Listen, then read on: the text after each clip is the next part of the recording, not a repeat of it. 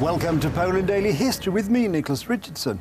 And in this series of episodes, we're going to look at the life of Queen Jadwiga, the first woman to be crowned, and I'm not making a mistake, King of Poland. And to discuss this remarkable event with me, I'm delighted to be joined by Adam Starzyński. Adam, welcome back. Thank you for having me. And of course, I didn't make a mistake, did I? She was the first woman to be crowned as a monarch, but technically she was crowned as king and not queen. Yes, normally the Poles would not accept a woman on the throne in those times. So the nobility, however, had made up their mind and they really wanted her to rule.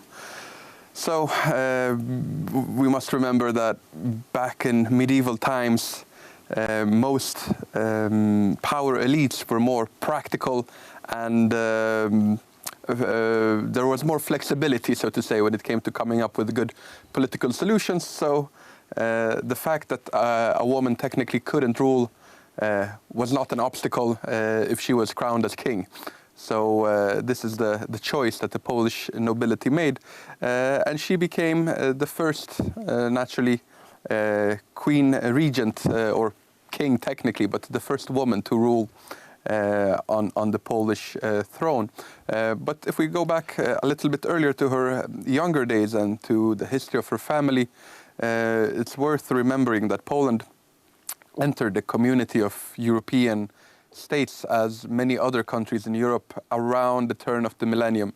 In Poland, it was in 966 after Christ, when the first ruler, Mieszko I, became the king of Poland and united all of these West Slavic tribes that lived in the area into the Kingdom of Poland.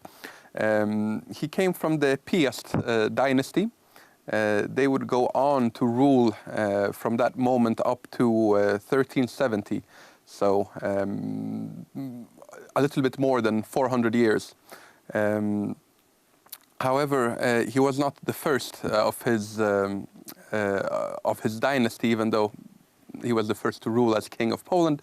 But his forefathers were a number of chieftains of the Polanie tribe, this West Slavic tribe that lived in the area, and they were all very influential people. Back then, you also had something called a drużyna, which is, you could say, what came before the knights of later centuries. Basically, it was a group of a few hundred, maybe in some cases even more than 1,000 riders, cavalrymen of noble status themselves that would support their duke or their tribal chieftain. According to legends, or semi-legends, depending on who you ask, the first man of this dynasty, the Piast, was Piast the Wheelwright, who lived somewhere in the mid 9th century. According to most chronicles, he died around the year of 850. There is a legend that he was living peacefully in his village, and his son was about to have his maturity ceremony, this pre-Christian Slavic pagan rite, when all of a sudden 2 strangers showed up to his home,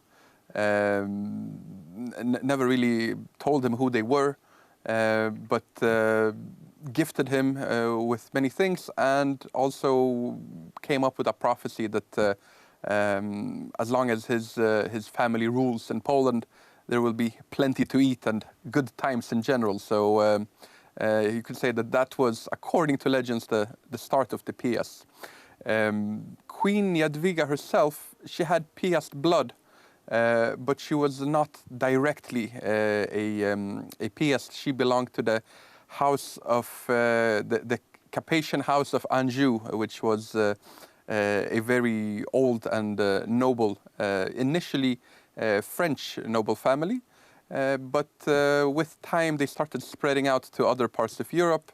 Maybe most famously, they ruled in Sicily for a while, before the night of the Vespers, in which there was a major slaughter on the island, and then the family, they moved north to the kingdom of Naples, but no longer ruled in Sicily itself. And later on, they moved on further to Central Eastern Europe, and especially to Hungary and the area around Hungary.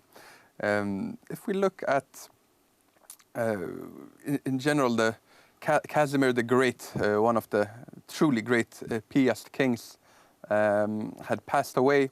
And after that, the Piast dynasty they did not have anybody that could rule Poland that was directly a Piast male member. So they scored a deal with the Hungarians. In Hungary, there are already very close ties between the Polish and Hungarian royal and noble families. There was a lot of intermarriage. This had been going on for quite a while at this point.